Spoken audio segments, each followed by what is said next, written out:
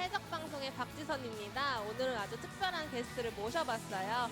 Hi, this is Jisun from Pirate Radio Show, and today we have a very special guest, Brogan. Hi. Hi, 안녕하세요. Thank you very much. And so, how have you been doing in Korea? I've been doing great. Microphone. I've been doing great. I've just been trying to play a lot of solo queue. 네, 그래서 한국에서 어떻게 지내냐고 물어보니까 정말 잘 지내고 있었고 솔로큐 하면서 지내고 있었다고 하네요. What did you like the best about Korea? I'm used to playing on really high ping in NA, so I really enjoyed the low ping in Korean solo queue. 그래서 한국에서 어떤 점이 가장 마음에 들었냐고 하니까 북미에서는 보통 높은 핑에서 솔로 랭크를 하는데 한국에는 핑이 없는 점이 가장 좋았다고 합니다. 그럼 게임 얘기로 넘어가서 1세트 어떻게 보셨나요? How was the first game? I really enjoyed it. It's nice being back here and watching some live games. 그래가지고 이제 1경기 역시 즐겁게 잘 보셨다고 합니다. 그러면 다음 경기 예상 한번 물어볼게요. Who do you think will win the next one? I think Afreeca will win because SKT seem to be getting caught out a lot. 다음 경기는 아무래도 아프리카가 이길 것 같은데 그 이유는 SKT 선수들이 좀 잘리는 모습을 보여주기 때문에 그런 것 같다고 합니다. 그러면 여기까지가 해적방송을 함께한 프로그램 선수였고요. 저는 다음 경기 때 돌아오겠습니다. Thank you very much, and this will be end of the interview. Bye. Bye.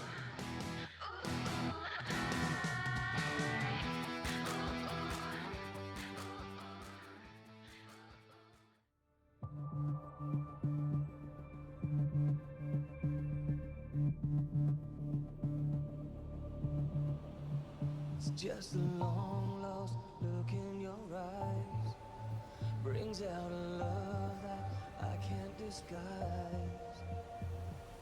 So take me down to the places I've never seen. Oh, don't you try to kill me with kind. It's just your love that's driving me wild. Oh, from the dawn we rise, with the heart we cry, to the light we go, into the light we go. From the darkest night, from the fire inside, into the light we go, into the light we go, to the light we go.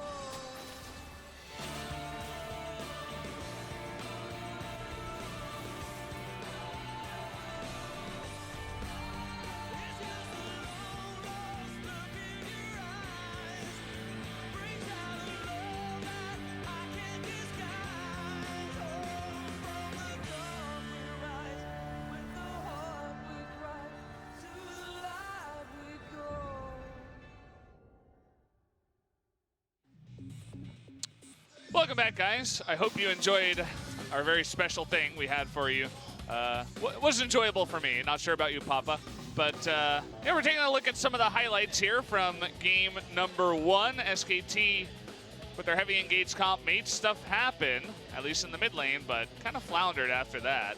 FLICKR brought back down to earth, literally, with an auto attack. Unfortunate for him, the streak of dying on recalls continues. And from there, SKT really need to make some of these engages work, but it was only the flash taunts that were working for the Galio. The ultimate plays were so well kited by the Afreeca Freecs that counter them so cleanly. This was the first good moment back into the game, but eventually the burst damage couldn't occur. Even the Ultra tanks were no match for triple Trinity Force and Infinity Edges galore, and then they were ripped apart like paper. Yep. 1, 2, 3, like ducks in a row. Making it look easy for Afreeca, but it was a good look by them to notice all the 3 tanks lined up. They said, okay, Ornn, you got this, TusiN, you got it. And they did it. And getting desperate at this point, this was the final play where everybody basically got aced except Untara. And Afreeca did push on to the victory after this. We were able to see that doesn't look like a lot of roster changes this time, Valdez. Seems like SKT are going to try to run back with the same team. I think the experience helped in the early game, but by the late game, the comp really couldn't stand up, and we got to hand out an MVP. This man was certainly ready to start a fight. He was scrapping at every moment. Yeah, he was going in there basically. Whenever he had an opportunity to catch 1 or even 2 members, you know, in a Cataclysm, whenever he could get people in there, he would say, okay, I'm gonna trap people, and then he had all his damage to follow him up. And it worked out well. I think that Jarvan and Ornn together with the other 3 damage picks was just a fantastic composition, especially once we hit the 40-minute mark. By the way, Ezreal did have Gathering Storm in that game, so was doing even more damage at 40 minutes. Between the Ornn items, the Gathering Storms, there was massive damage, but you see the damage to the mentality of some of the players on the side of SK Telecom T1. Looking at blank on your screen. Kuro smiling again. Let's see if picks and bans can do anything different for SKT in game 2. Let's jump into that right now. Ban and pick for game number 2.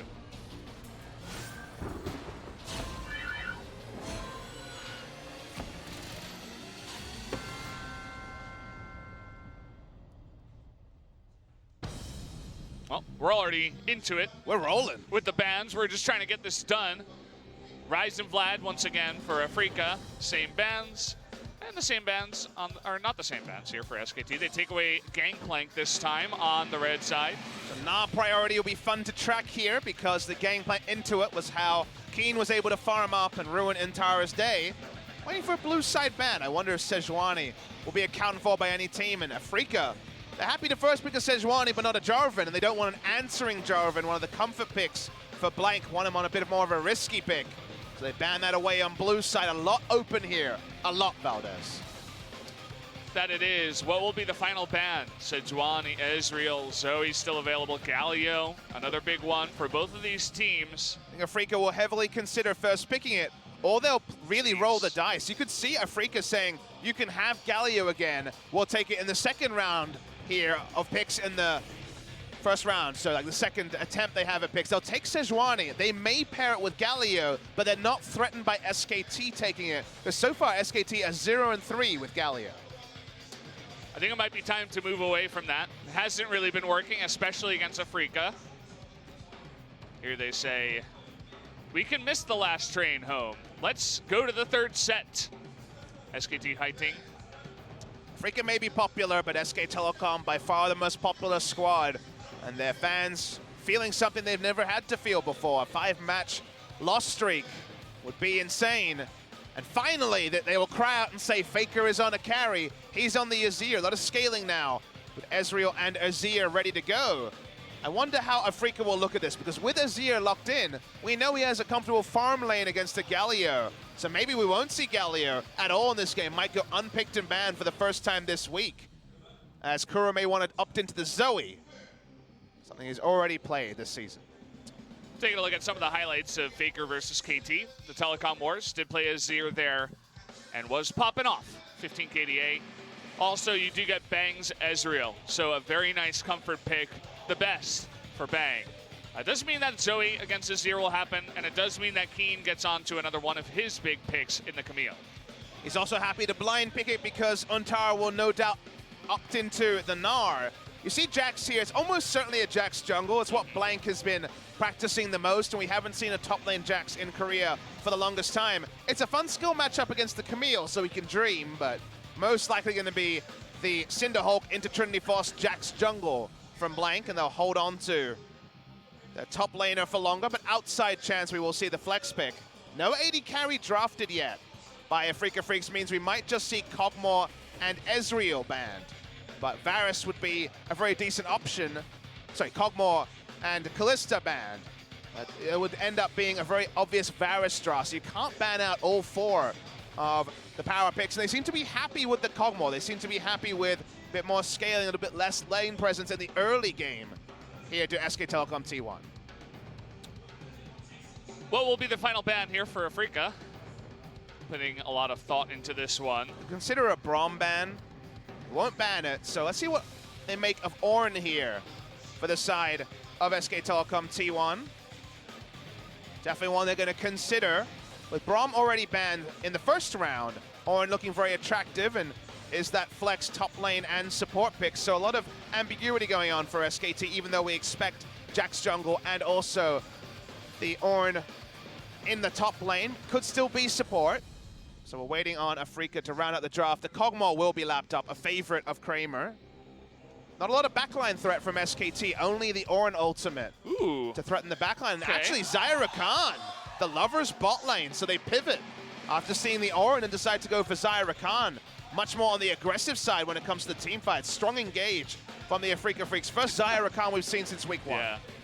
Once again, it's looking good in terms of the amount of engage and also the amount of damage with the split pusher and the Camille.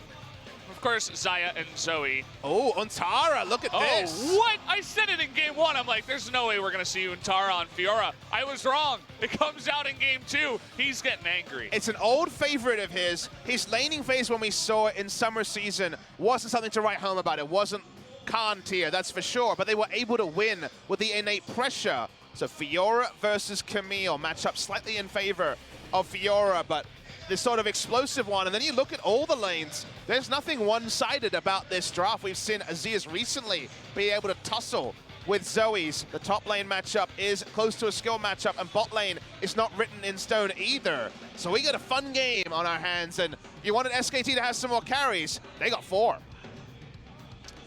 The biggest thing for me that sticks out from the draft is not only just the Fiora, but Bang on the Ezreal. I think he's going to have a much easier time, and all the people that are saying, hey, Bang's not playing his best game, I think once you get onto this Ezreal, as long as his mental is not boomed from game number 1, I think he should be a big factor for SKT in game number 2. Look at the side of Afreeca Freecs, a lot of engage, and then basically going to be all about the poke and pick from Kuro. So they can be a pick comp because they have insane pick CC. They have teamfight initiation as well. Only poke does come through from Kuro. So 4-1 if they can get a lead on the Camille, which is difficult against the Fiora. Good to see Untara doing what's needed. For the longest time, looked like he was going to draft the Gnar in a losing matchup, but he feels that they need to be able to fight in the top side. I tend to agree with him. So we'll see if the top lane matchup can be as hype as it is on paper. We've seen it once this season already. Let's see it again. Jax and Fiora gonna have to go hand in hand, do a little handshake, help each other out. See what they can do up in the top lane this time. Going into game number 2, Afreeca versus SKT.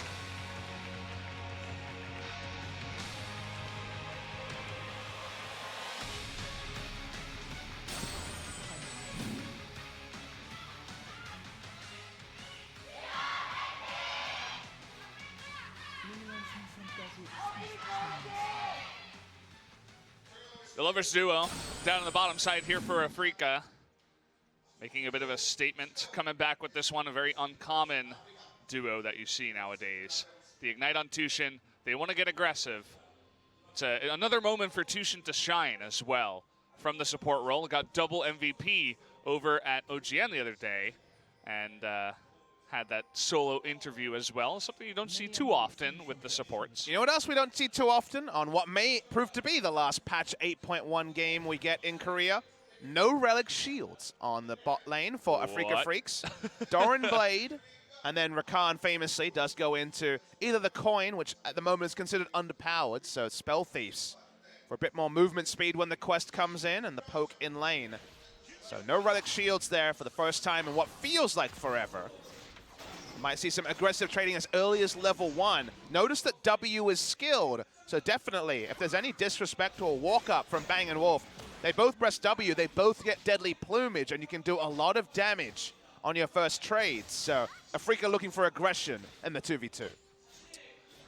Feels like the very first time, and I hope that we get some action down on the bottom lane because of it. Here we go, the Ignite already put onto Wolf.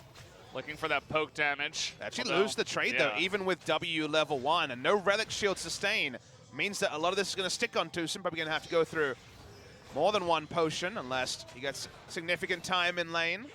It seems like they misjudged their level 1 trade and took some minion damage alongside the opening salvos, and the exhaust and Ignite both down. So a very eventful level 1. Yeah. Also, you're attacking an Ornn who, you know, double relic shield, as you already mentioned, but he's going to be building his own items eventually, so the early trade won't affect him as much as the Rakan. Lane coming in here, going for an early Rift Scuttler. Yeah, I had a look at his solo queue.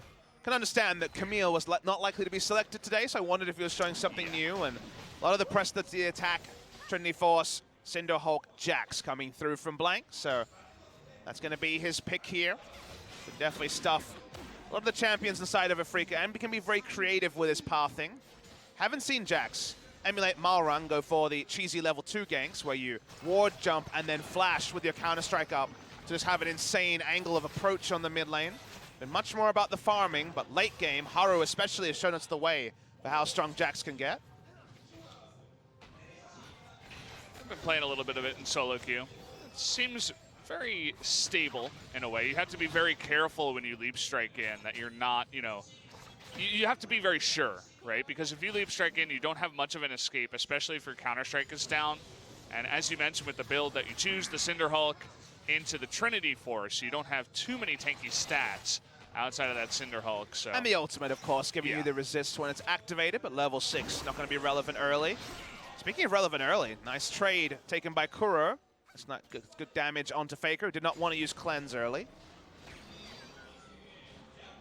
Untara going against Type. He's been Gnar only for the majority of this season, but a second loss on his Gnar breaks out the Fiora in this classic skill matchup top side that does favor the Fiora. So we'll see if Blank will also float around that lane and try to continue to extend his bang is low. Yeah, they find another engage down here in the bottom side, but he's got a multitude of potions plus relic shield stacks are about to get off cooldown here. So I'm sure you can stick around in lane. Mana's pretty low though. Yeah, that is true. And that was a much better trade. I would assume off screen the E actually hit onto Bang, who was susceptible to that earlier at Worlds, made a couple of positioning errors against the Feathers and got stunned up a couple too many times. Gathering Storm taking on the 280 carries this time around. Kramer and Bang playing for the late game here.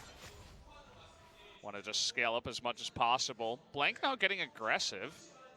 Kuro roaming here may have spotted him on that ward at the river, but this is not a dive up into the top side. It was just going through the jungle, laying down some wards. And a bit of safety for the top laner there, for Kiin, who right now very competitive in CS. No jungle attention is always a surprise in matchups like this, but so far attention has been elsewhere. Zoom in on Kramer. Boots 2 rush, so expected to be Bang opting into the free boots. And Boots 2 rush against free boots use has been pretty common to both dodge damage and to look for chase down kills that aren't possible when there is a comparable move speed between both carries. Kuro level 6 here before FLICKR. FLICKR did just get it right now with the wave underneath. See if they try to make any plays here towards the mid side. They do have the Sejuani nearing 6. But you can notice that FLICKR does have his cleanse and flash available. I wonder where the first order of action will be here for Spirit if he's going for a lane gank. You would think the top side, as you were talking about, that very tense matchup between the two carries would be an ace option against the Fiora. Because Blank's such a flexible pick on the Jax, you'll notice that Spirit hasn't gone for fleet footwork, which has been more and more common for clear speed and also aggressive options. This week he's gone for Aftershock. He's the only tank, or true tank I should say, on the side of Afreeca, so very much looking for the tanky stats. This is a 4-man invade on Blank. Oh, it misses, but he gets the knock-up. It's enough damage. First blood goes over to Kramer, the 4-man invade, and the timing lines up perfectly with the blue buff that spawns. They caught Blank in the jungle. They knew exactly where he would be. Nicely done for first blood. Yeah, really creative as well. So as Azir was backing, no calls clearly. You never see a 4-man invade for first repeat spawn of blue buff, but they pull it off. Great timing on the W there from TusiN. Well caught up, and Blank, even with his flash up, dies. He had the flash. He may have had an option to ward jump even. Here comes Sejuani, level 6. I was talking about where he might go. It looks like it will be in the bottom lane waiting for that flash. But in fact, Bang gets it and then just arcane shifts away. And everybody's safe. Yeah, the ultimate goes wide there by Spirit as well. So not able to get a kill, but getting 3 summoners is a pretty decent trade. Looked like it was going to be bloody. Looked like it was going to be multiple kills, but lane control is also something that's very, very relevant. Yeah, the Kramer did blow his own flash at the same time. So both AD carries, no flash at the moment. Was able to keep his heal available. SKT looking to strike back. 3 members invading into the blue. Untara even coming down, just in case. Not a bad thing to go as a team. Something that SKT struggled with in previous series, but synergy much better the previous game. Kleptomancy on Untara. It's a pretty common choice on the Fiora, getting those extra items. Bit of extra sustain in lane. We'll get a bit more clarity on the rune choices here. Pretty standard stuff, all things considered.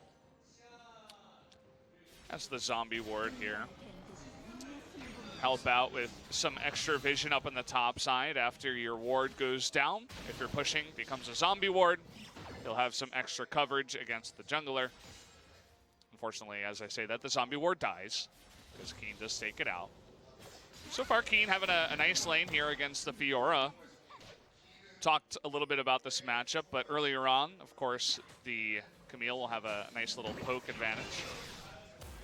It's one I always like tracking because on first release, it seemed to be very Fiora favored, and then a lot of people feel like there's some great options with the ability to take Comet in lane for you to fight back on the Camille and go more competitive. So it's one of those matchups that has shifted as the new runes come in, which, like a lot of matchups, of course, basically every farm lane for Gangplank is now super winning, so you take him in more risky lanes, such as Kleptomancy's influence on the top side.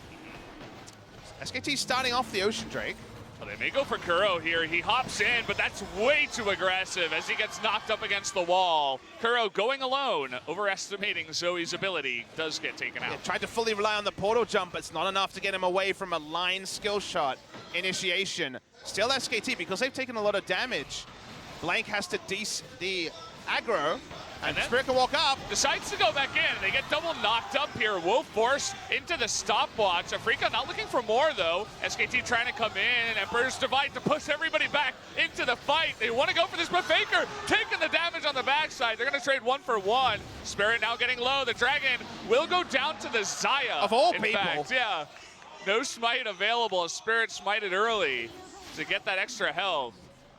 Insanity around the Drake there was a really big build to re-engage 4v5 because they had the wombo combo with the grand entrance being available and the quickness as well. They don't get the maximum out of it to Afreeca Freecs, but they do take down FLICKR and allow Zoe to re-push in mid lane on respawn. Insanity there, but Kramer is the big benefactor. He picked up the first blood, invading onto Blank and a double kill. And when he goes for his shopping trip, you got to bet that Essence Reaver is coming early. Yeah, 3-0 here before 10 minutes. Stays alive. This was a bit of a messy one. So walk us through it, Papa. So 4v5, that's why they go for engage. And they engage from 2 fronts at the same time. Goodbye, Jax. He'd been tanking up the Drake.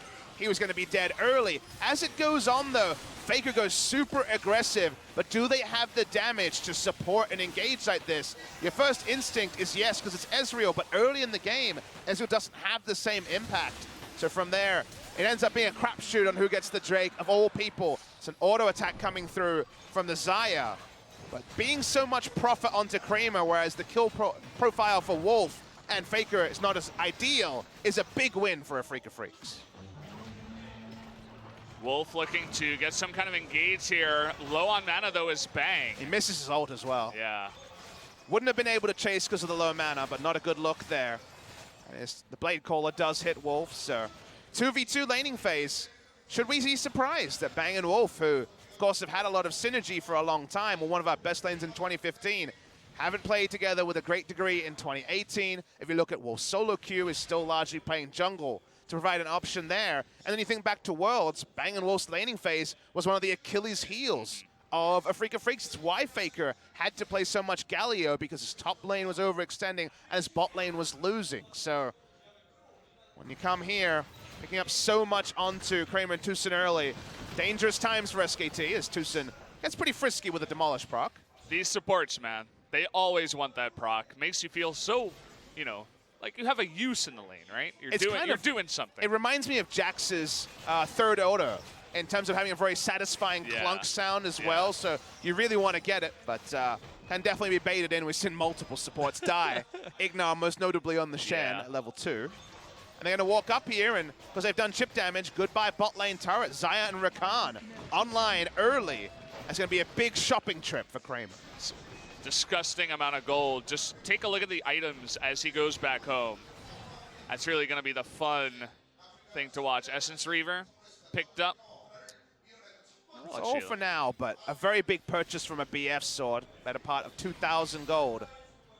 Means that he is super powered here and ready to go with his next item. Going to be the rush on the Iceborne Gauntlet, the armor going to be very helpful for Bang, but just going to be about poking and showing respect for Kramer and TusiN, who you notice, for now at least, are going to have going back to the bot lane to try to pick up farm. We'll see what they want to do. Ezreal doesn't have the ability to freeze the wave, usually, because he wants to use his Mystic Shot when it comes to last hitting to get his tier stacks going. So we'll see what SKT going to have to do around the bot lane. As for now, they're actually two-man invading. It's going to get locked up here, but no opportunity to go on it. It was 2v3 as they go in. It was kind of funny to see Wolf invading with his jungle. Kiin being up in CS in this matchup is probably more about the player and the sort of form he's in rather than necessarily the matchup. So in complete absence of anybody going top lane, he's up 17 CS over Untara. And they're looking to end the laning phase now as Xayah and Rakan are going to rotate top. Trouble Bubble does miss, as does the paddle start. They're thinking FLICKR gets aggressive here, but Cleanse is up. yeah. Cleanse, Flash not, though. So even with just the cleanse, he would have to have a nice shuffle to get out of there. So Wolf's the first person to teleport in. Oh, the Demolish. Got it. Yeah. He has almost no health from items, no Sight Stone this early in the game. So amusingly, the Demolish does about 2 auto attacks worth. Yeah. Spirit is shadowing, though. We see Ambition do this a lot. They're thinking about a turret dive onto Wolf, but they back away for now. No minion wave. Yeah. True-Shot Barrage, the true MVP, helping him out there. Blank just trying to farm up as much as possible. Hasn't shown his face very often in the lanes so far in this game.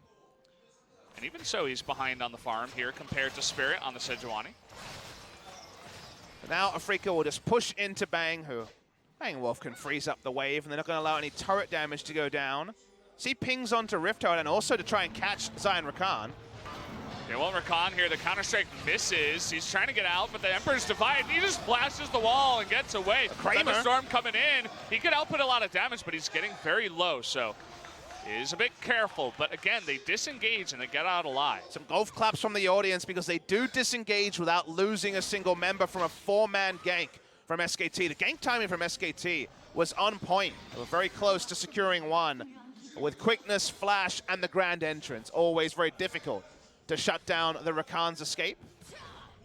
Not able to turn this into a turret or a Rift Herald. Remember, they were so frustrated in game 1 trying to take a Rift Herald. We're going to see the replay here.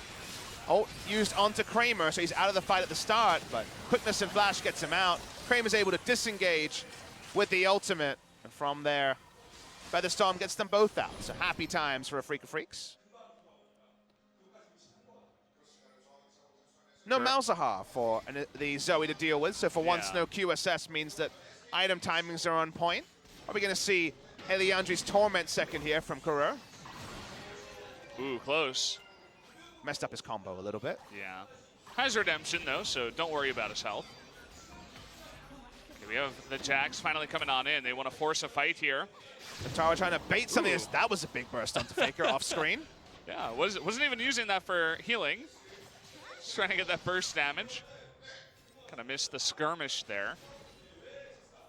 Untara's trying to put themselves in positions to bait in a hook shot from Camille, but Kiin is not taking the bait, and Jax had already backed away.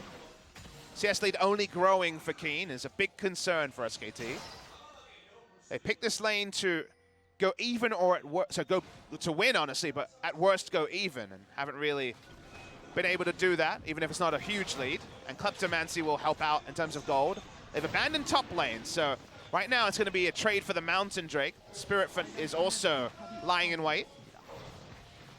Yeah, all 5 members of the SKT down here towards the Drake, as even Untara is down on the bottom side. Putting a lot of worth onto that Mountain Drake. They do pick it up now. See where they go from here. Untara just still farming up.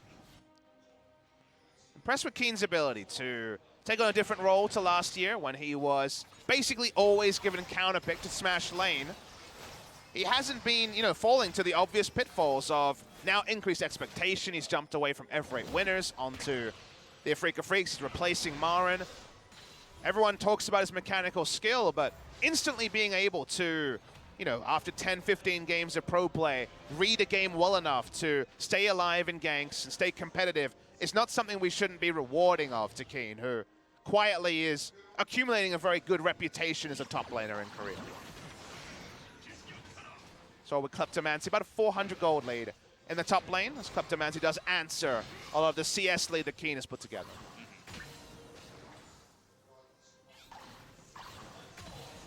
So we're kind of just chilling here for now. We did have some wonky fights earlier on, but so far both teams playing it very safe from there on out, just trying to lay down the vision. We're here at 19 minutes, so it doesn't look like any Rift Herald in this game. Nope. But It'll have to be started now. Yeah. Lots of vision being taken around the future Baron area. Okay, they're going to go for it here right before it does despawn. TusiN standing on a ward. Quickness and grand entrance up for the turn.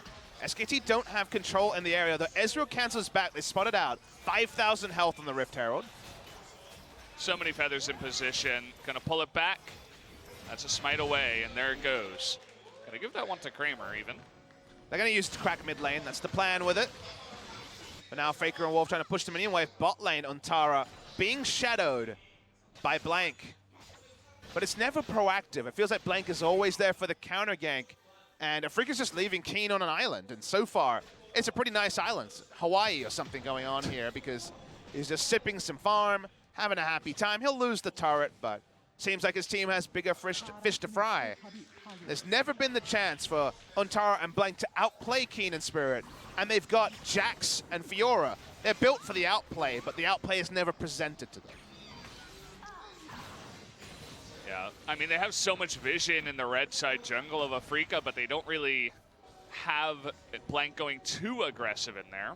Hasn't hit level 11 yet for that extra ult, the level 2. Whereas Spirit is at level 12. 2-level difference already being shown in the jungle. No damage to champions, as you can see. 263, cue the memes, but that's because Blank was invaded, and so far hasn't been able to find a lane to gank.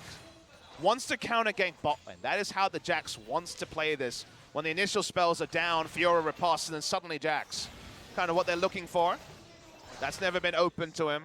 Mid lane has just been a long lane farming, and the bot lane's been winning. So Blank is just doing a lot of walking up with the counter strike and walking away. So looking a bit like a goof, but not able to really pull anything off. Yeah, now it's all about pushing mid lane. Hasn't used the Rift Herald just yet. Thinking about it though, obviously, as the bottom lane duo is sitting here in mid. Gold standard would be a pick onto someone and then just Rift Herald in mid lane to end Azir's farm forever laning phase. Yeah. Spirit lying in wait in the corner. You can see he's looking for the play now. Arcane Shift is down, but no opportunity is lent to them here. They see Azir top side, so I guess it's time for the Rift Herald. Trishot Barrage coming out, trying to do his best to stop this, but they're actually going to take down the turret just on the threat of 5 members being there and SKT not being grouped up. It means we will have another big charge on the mid lane, tier 2. Yeah, able to usher it forward. All they wanted was a charge. Not going to be greedy for anything more, but a free 2,000 damage or so to the second turret. TusiN on a ward. Oh, he gets out. Very unfortunate there for SKT. They're going to get the knock up here on a Kramer, but nobody close enough, and a TP coming in means that SKT disengage. Gotta say that I'm sure SKT feel hard done by. They thought they got the pick onto TusiN on another day. Maybe it was early enough, but when you're in a losing streak, those recalls go through. The line skill shots miss. And SK Telecom T1, they will control vision around the Drake. They already have 1 mountain, so a second mountain would make Ezreal and Azir make very short work of the Baron. So it's pretty high value to the side of SKT. We haven't really got to see Bang pop off on his Ezreal just yet. It's one of the big things I was looking for in this game, but so far he just has 2 assists from the Dragon play. We'll get there eventually, I'm sure. Got to wait until later on in the game. This definitely feels like a more passive game that we're getting ourselves into. No one's really popped off this game. Surprising pickup. I want you guys to note the first item pickup. It's not Worlds 2017. It's still an Ardent Sensor rush from TusiN.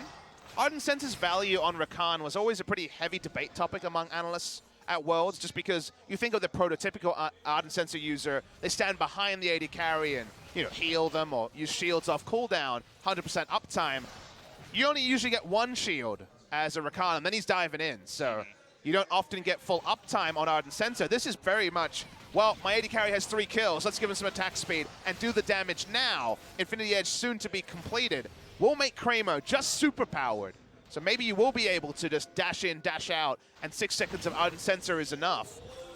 That's the theory here. That looked really, really funny.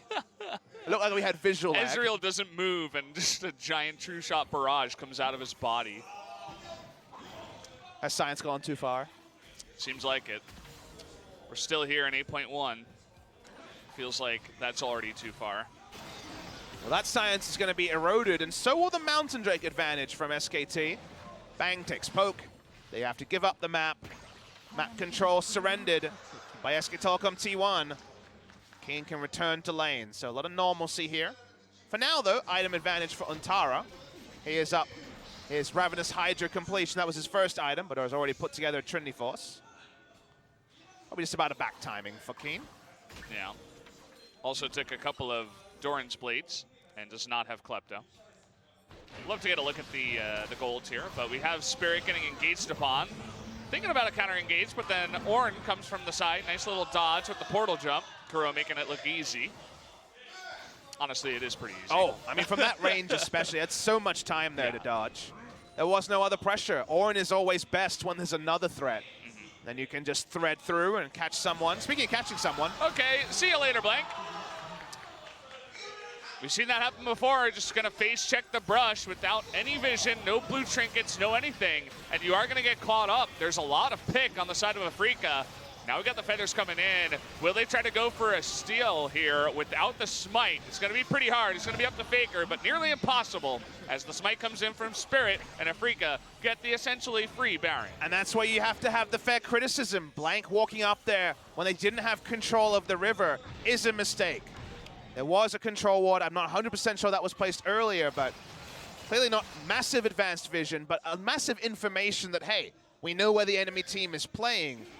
Too easy for the Rakan to tie up the Jax.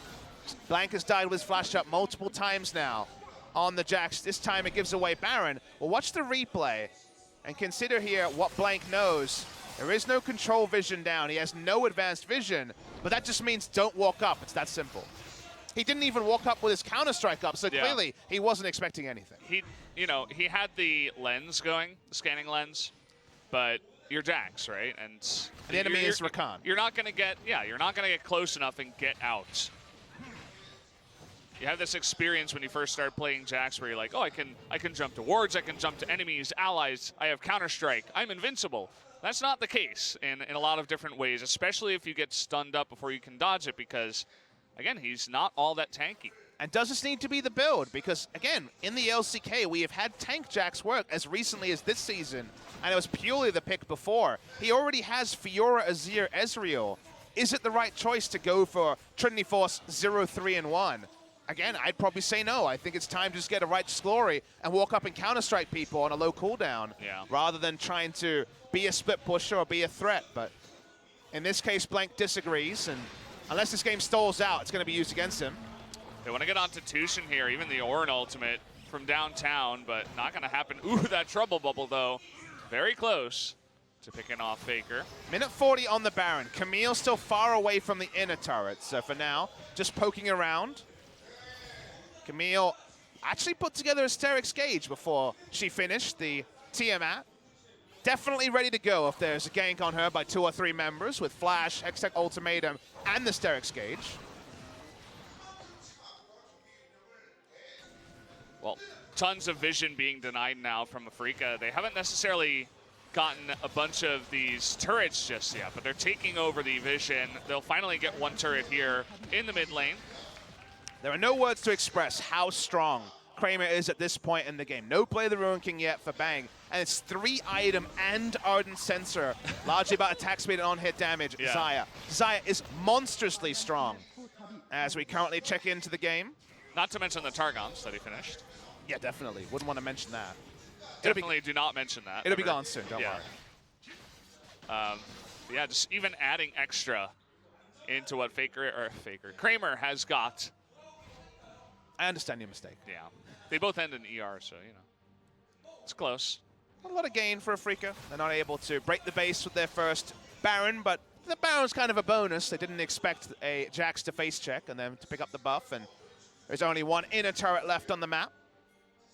Afreeca's setups have been really good. Their vision game, I think, is even better than it was last year, and it was good last year. A lot of Marin flank teleports into victories in spring season, and then the whole team kind of faltered a bit in summer when Marin's mechanics decided to give way.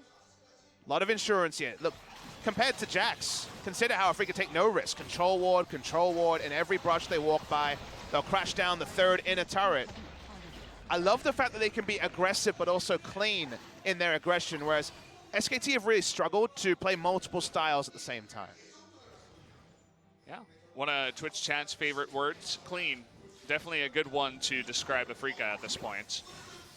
And they will continue with it. Unstoppable means that the bubble doesn't do much. Yeah.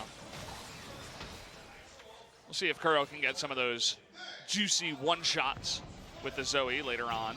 Not quite there yet. Afreeca want to get control of the red side jungle because then they can push 2 lanes, mid and top lane, and fall back to Baron. But that doesn't need to be right now. That's when the Baron, say 2 minutes away, that you start to make the plays where red side control is the most important. But now kind of balancing their attention and considering taking a free Ocean Drake in 20 seconds time.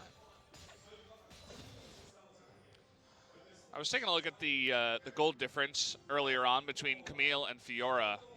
And in fact, the Klepto is not helping Fiora keep up too much. She is behind about 1,200, I think, at this point. Definitely the creeps helping. 5 turrets as well. Yeah, 5 turrets definitely help as well.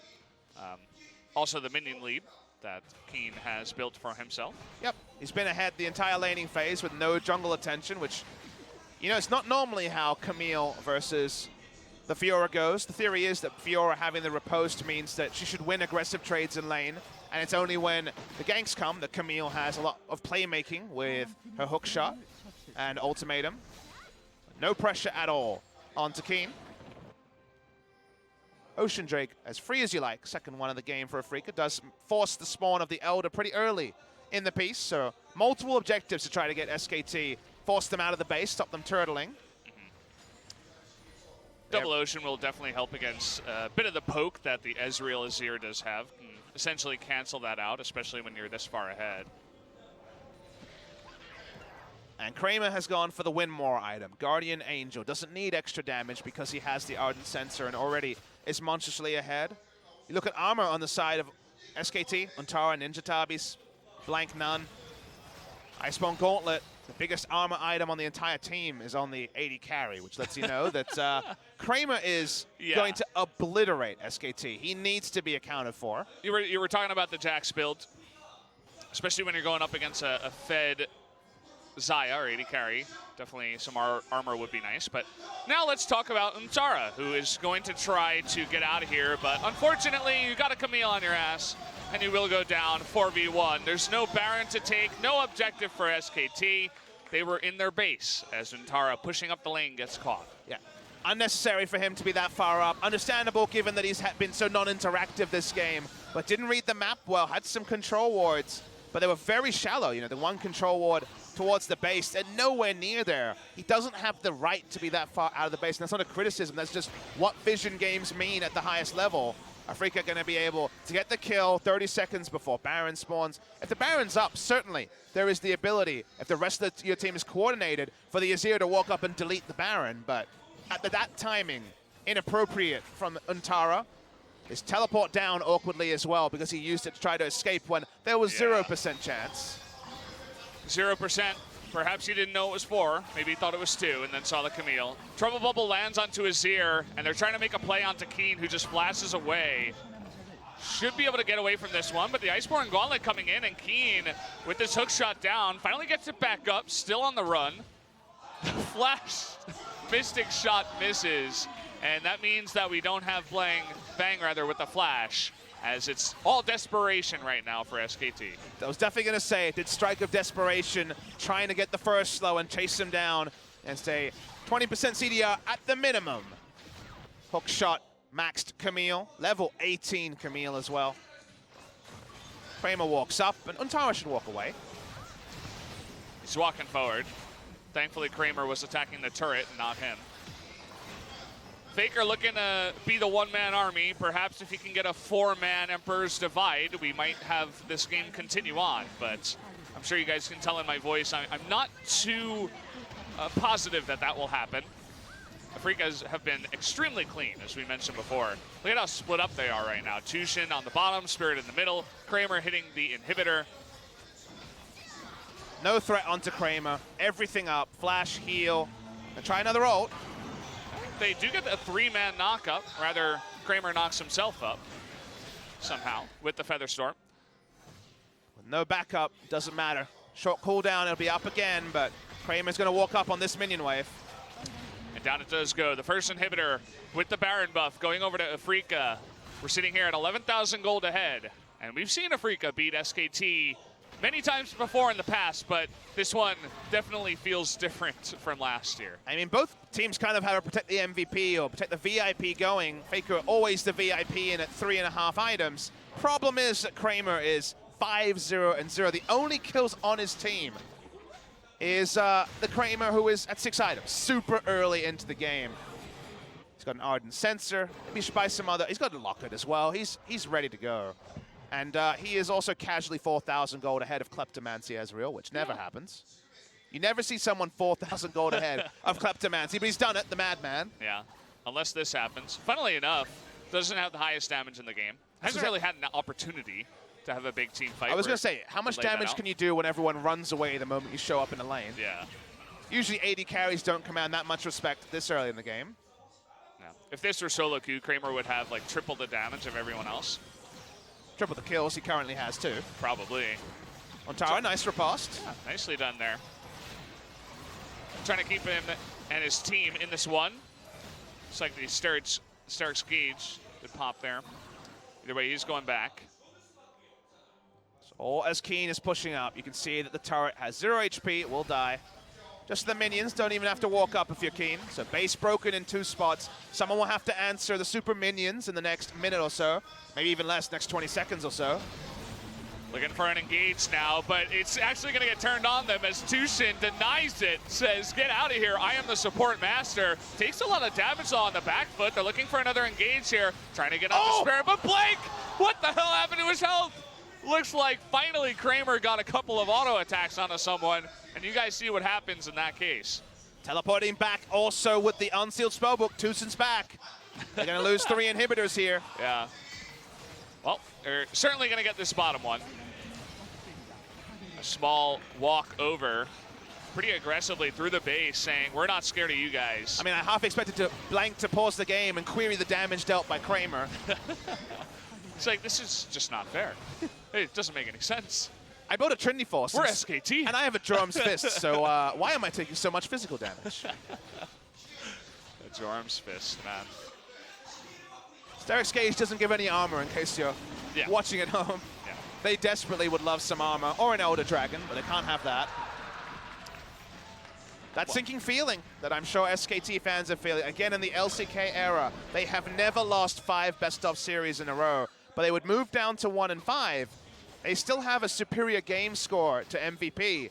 You know what the kind of weirdest thing is? Because MVP beat them, if the game score was equal, they'd be bottom. So right now, we're running out of good news stories for SK Telecom T1. Feels like all our old adages about what they are as a team, how they come back, all the soundbite clips of how good Koma is as a coach and all these things, for right now, as 8.1 stands, don't apply. This will be the second time that a patch cycle has gone through where they've gone last time it was no wins, but that was only 4 matches. This time it's a longer patch cycle, and it's 5 losses on patch 8.1. Only a single win over Rocks, and that wasn't clean. That was a 2-1 at the start of the season before Rocks got their things together. They'll be hoping that 8.2 brings a lot of change, but I've watched some NA and EU. It doesn't. Blank, he's trying to kill a ward here, and he's got Kramer on his butt. Gets his counter-strike up, but just barely survives. And that was all just to clear the ward. Every time Kramer auto-attacks something, I clench. That's how much damage he's doing. Everybody watching at home, everybody in the studio is as well. Unless you're a Afreeca fan, in which case you're pretty happy. Well, Kramer moving up. No one wants to get near him at this point. Everybody's just scared. They're just gonna let it go down. Finally, Ornn decides to ult on in. They get a little bit of chip damage on the Spirit, but it just doesn't matter. They're too far ahead. Kramer's gonna get another kill, up to 6 now. He's gonna get one more as Untara gets low. Emperor's Divide is pretty. It just doesn't matter. That's a 2-0 victory now for the Afreeca Freecs over SKT, making it look easy, Papa. And Kramer ends with 100% kills, not kill participation. He got all the damn kills, 6 and 0 and 0. The reverse secret agent. He was a very obvious agent. Oh, yeah. It didn't matter. He might as well have been John McClane, gunning everyone down. Afreeca Freecs beat SKT 2-0 to condemn SK Telecom T1 to their longest ever losing streak. And Valdez, consider that they've tried everything. Short of Blossom playing, they've had Wolf in the jungle. They tried their experienced lineup. The experience didn't matter. They were very handedly beat by the Afreeca Freecs.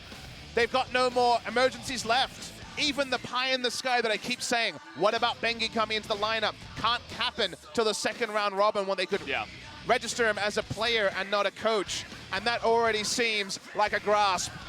I've got no advice on how SK Telecom T1 can address this losing streak. They need to find a new approach to League of Legends. None of their ones from 2013 to 2017 work. And you see every single face here, they're all doing a faker, and by that I mean they all have no expression. It's rough to look at their faces to see how far they've fallen. These guys, they went to the World Championship. They got wrecked there, and ever since then, looks like it's been downhill. But that's one way to narrate it. They got to the final. They may have creaked over, they may have had hard games, but they got to the final. They are the second best team in the world, judging on World Championships. They lose Peanut, they lose Huni. They try to go with what worked in the LCK. It's not working. They need to find something new. And people will say, show faith in the lineup, they'll get there. When? Because we're running out of games. We're over a quarter of the way through the season. And even if they turn it around, it's going to have to be a battle for even 5th place, let alone for 3rd or 2nd. Spring is looking pretty disastrous right now for SKT, but for Afreeca, let's talk about them. They get another win. Yeah, you just pointed out the 612's Jax damage. I'm sure Twitch chat is losing their minds right now. But yeah, Afreeca, they were in 4th place and they get another win. They're in a really fantastic spot. A team that people were saying, okay, bring it in Kiin, and they're actually looking even better now with Spirit on the shot calling, and by God, they are. They're looking pretty good. Yeah, we had no query on Kiin's talent. It was more about temperament, especially because he can't always have counterpick, and who would the shot caller be for the team? We're told the Spirit has been the dominant voice, and unless he has fallen behind significantly in the jungle, unless he's down 2 or 3 kills, his shot calling has been very good.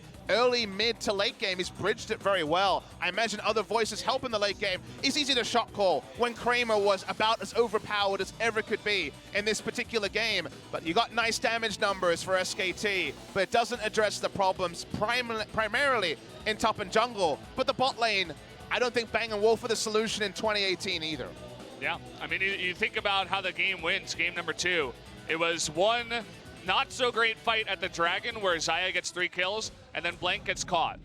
They give over the Baron and everything snowballs out of control. And that was basically it. Those were the 2 big turning points, if you can call them that, in the game of 38 minutes. There weren't that many kills. As you mentioned, all 6 kills on Afreeca went to 1 player on the Xayah. It just looks like there's no hope when you watch a game like that. It's like they just fall over and die. We wondered if the loss to MVP was going to be the turning point. Remember, you have to hit rock bottom before you can actually start anew. It seems like it's just the norm for SKT now. it seems like we don't know what rock bottom represents for them. Maybe we have to judge it based on their finish at the end of the first round robin. They've only got 3 more matches in that first round robin, and getting to 4 wins is looking more and more unlikely for the side of SKT. We can see them walking past us. No expressions on any of the players, but congratulations to TusiN, who had more heavy lifting to do than Kramer, who just auto-attacked down the nearest champion. There were some nice engages, some nice escapes, and TusiN keeps up his MVP streak.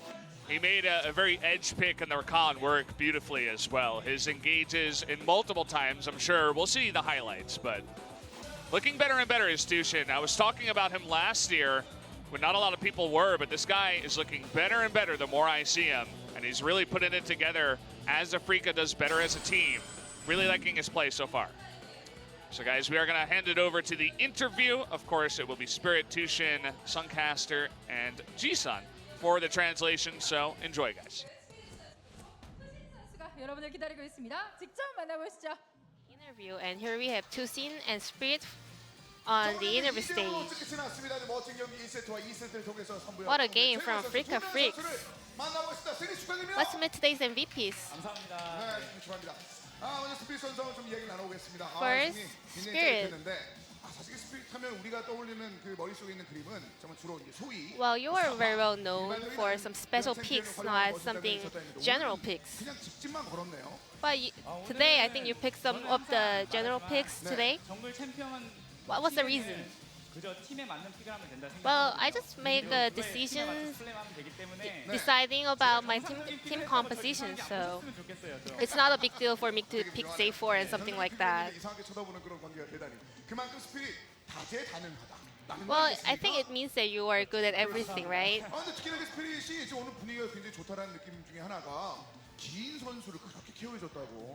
Well, today I think you were in a great form, and how's the synergy going around with you and Kiin? Well, thinking of Kiin, I think I have to say it's Kiin who's doing better, and I'm trying to adapt to him. So, yeah, I think Kiin is the one who's doing the best. But today he said that he's not feeling well, so I was a little bit worried. But I think he did perform great. And he also said that he didn't do well with Camille in the laning phase, so he said he's really feeling sorry for the teammates. So I just told him that I think you did great. It's like if that's not your best, I think you are a great player. I think Kiin is a very strict person to himself. Then moving on to TusiN. I mean, you did a great performance both in games. How was today's match? Yeah, I'm personally satisfied with my play today. And I think I deserve the MVP for the game first also. But I don't understand why Spirit took it. Then what will be the highlight of the first game? Let's check out the clip.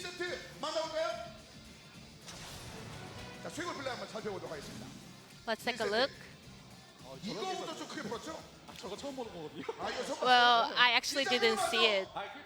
But all I remember is my initiation at this moment. I mean, it was all about me, but I don't know why Spirit got the MVP points. I mean, I made a really great EQ combo. I think I'm worth MVP points. Yeah, it was a great play from both of you. And nowadays, Afreeca Freecs is having some anniversaries. Mowgli had his first year anniversary as a debut, and today is your coach Xayah's birthday. Well, you know, yesterday Peanut got a victory as a birthday present, but we were worried that we cannot give our coach the birthday present. But today, we're just happy that we took the game and gave it as a birthday present to our coach Xayah. Well, speaking of Xayah, he's a player who earned more than 30,000 prize money. Well, I actually never heard of that.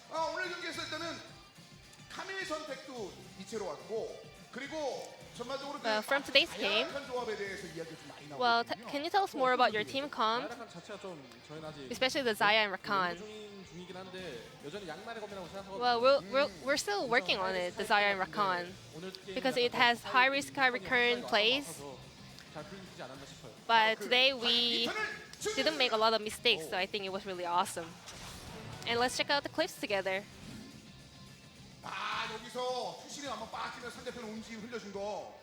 You made a great move here. You managed to survive. Did you have the confidence? Well, I was a bit worried at some moments, but I was sure that I was gonna leave at the moment. Well, TusiN was doing well until TusiN wasn't doing well until the second highlights. But from this moment, yeah, I think he did really well. Yeah, TusiN, you did so much job today. Congratulations.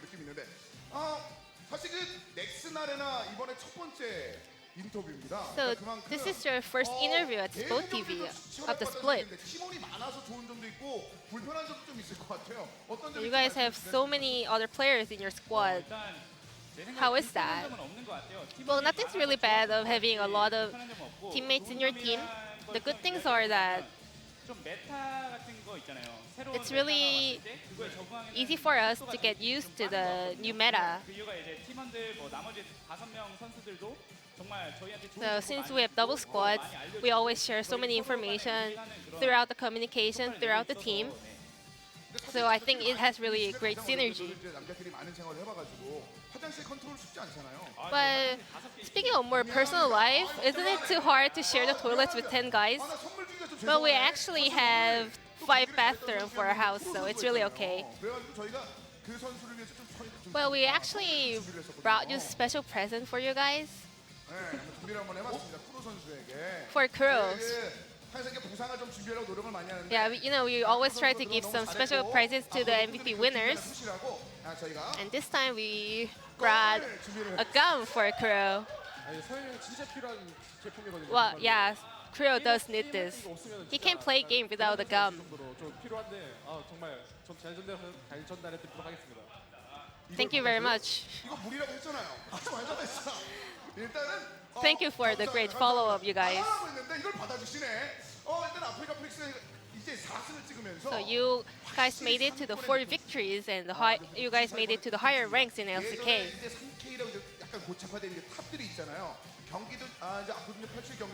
Well, actually, everyone's so hyped about 3Ks in LCK, but definitely, you guys are one of the stronger teams.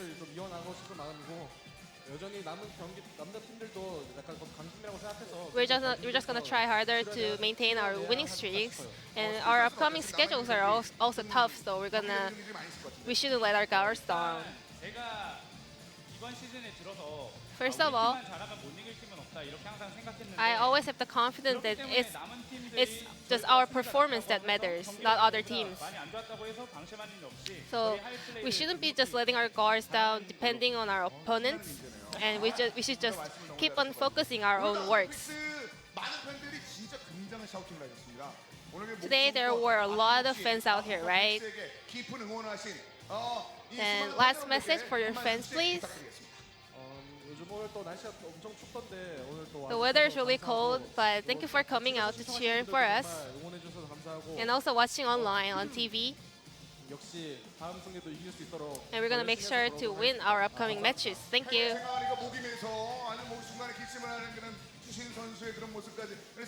Esprit? Yeah, it's really cold, but thank you for coming out for the stadium and cheering for us, and also watching us online. And I want to add some about our coach, Zepha. He's having his birthday today, so I want to thank him for making so much pick and bans, and happy birthday to you. Thank you. And this will be the end of the interview. I'll hand it back to over you guys.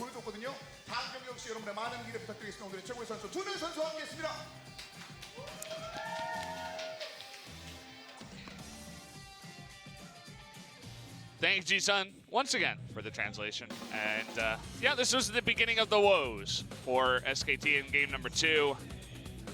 And it did not get better from here on out. Kramer picking up every single kill in every single fight.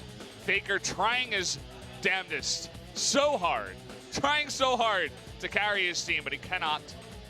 It's not working. He gets one kill, but he dies. Something, it doesn't even matter when it comes to the trying. Sadly, Valdez for FLICKR in this series tried to make a lot of plays, but even the ones that were so close didn't register. They couldn't pick up the kills, and then they made mistakes, chiefly Blank, who, you know, unfortunately has become a bit hapless. You think of his last game on Camille, you see him here. Untara also not covering himself in glory, but Bang and Wolf aren't bossing up bot lane. Yeah. FLICKR is going competitive, but also making critical errors one time a set when it comes to things as trivial, at least on paper, as back timings. The drafts from Coma have also at times left something to be desired, so no one is blameless for SK Telecom T1. Everyone has blood on their hands. Games just seem to escalate so quickly against them, and the comebacks that we're so used to, that everyone's waiting for when the set will be, when the old SK Telecom T1 shows up, I think they're gone. That's kind of what we're learning here, is we need a new SK Telecom T1. There can still be a lineup that is a winning lineup on SK Telecom T1, but it's not going to be an approximation of the old. Out with the old, in with the new, otherwise it might be more losing for SKT. Yeah, as you guys see here, Afreeca taking the 2-0, and of course they do move up to the top 4, where they were before. Honestly, after that game, I mean, and watching the games yesterday, or was it yesterday? 2 days ago. Yeah, 2 days ago. I don't know. I would honestly rather see Wolf in the jungle, have him play more passive, not get caught out more, send effort back in, and try to rebuild up from there. Because, I don't know, we've seen 2 games in a row now from Blank where it seems like he's too frustrated. Maybe he just needs a break or something. He's getting caught way too much.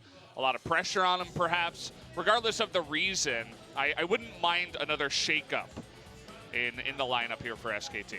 And I understand that, but let's see if they actually have a next opponent that there's one that they feel like they can do something against. BBQ Kongnu Monster would be kind of ideal at this point in the season for SK Telecom T1. They've already taken on Rox, Jinair, and MVP of the lower teams. So I believe it's KSV, BBQ, and Kongnu Monster remaining for SK Telecom T1. 2 of those winnable, one of them less so, although you never know with KSV. Bit of a lucky dip recently. What a weird standings we have, and a standings that honestly is deserved. It feels like this is reflective of where the teams are at. We get to look forward to next week. We will be starting with MVP and KSV, Kongnu Monster, and Jin. So that's this week. Yeah, week 3. I got swerved. Yeah. We're going into the next week here, and you guys will be happy to know that this is on 8.2. Yay! So we're finally joining the rest of the world. Finally. In modern times of League of Legends. We're not in the past anymore, and we're going to be starting off with Rox versus KSV, Kongdu versus Afreeca. A couple of interesting matchups there. Really be up to Kongdu and Rox to come back against the bigger opponents. And the 7th over at OGN was already interesting for KT Rolster versus KSV. We've talked about that enough. But BBQ versus SK Telecom T1 is suddenly very interesting, Valdez, because BBQ, if they play Blossom against Blank, with Blank in the current form that he's in, they might be eyeing that for another win and to continue this streak for SK Telecom to 6 losses in a row. Yeah, that's actually the guy that I had forgotten about, you know. Doesn't have to be Wolf in the jungle. They could play probably the last rookie that they want to play. Blossom versus Bono, 2 rookies going at it. I mean, Bono actually looked good. Yeah. I thought he was good. His Nidalee play surprised me. His Jarvan play was decent. I was like, yeah, this guy is actually pretty good. When I saw him come in with the Nidalee, I'm like, oh no, not like this. But it looks pretty good. So we'll have to wait and see. After today's games, I would predict BBQ to win that one. Honestly, this is how far we've come.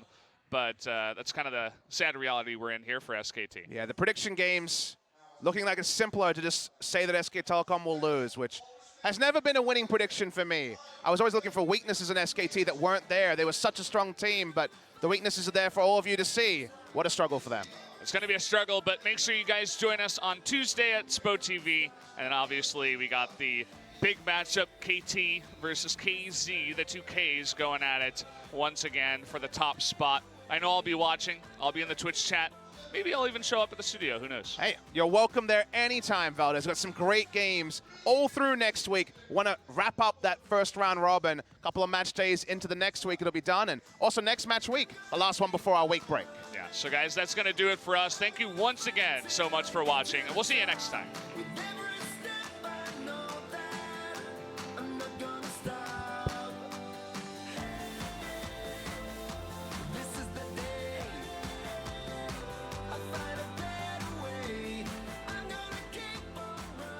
이번 스플릿은 시작부터 유독 혼란스러운 경기들이 많이 이어지고 있습니다. 그런 만큼 이 다음 주에는 어떤 필승 카드가 등장할지 더욱더 기대가 되는데요. 저는 화요일 오후 4시 50분에 더욱더 기대되는 경기들과 함께 인사드리도록 하겠습니다. 함께해 주신 여러분 고맙습니다.